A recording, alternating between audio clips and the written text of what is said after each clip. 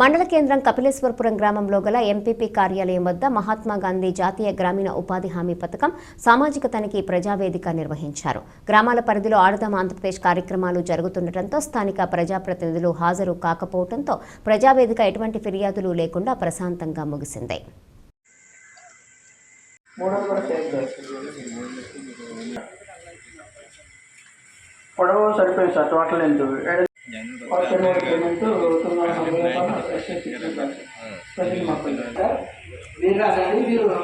నష్టంలో 5 రోజులు పనిచేసినట్లు ఉందండి. 6 రోజులకి పేమెంట్ చేయడం సార్, 4 రోజులకే పేమెంట్ చేయడం జరిగింది సార్.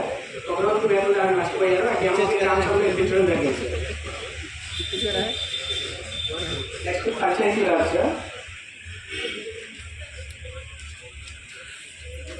ఈ గ్రామ పంచాయతీ కావాలి సార్. సీసీ రోడ్కి సైడ్ బ్యాలెన్స్ వేయడం జరిగింది సార్.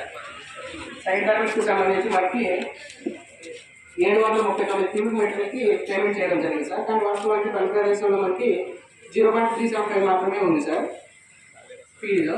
మిగిలిన వ్యత్యాసాన్ని డీవియేషన్లో పెట్టడం జరిగింది సార్.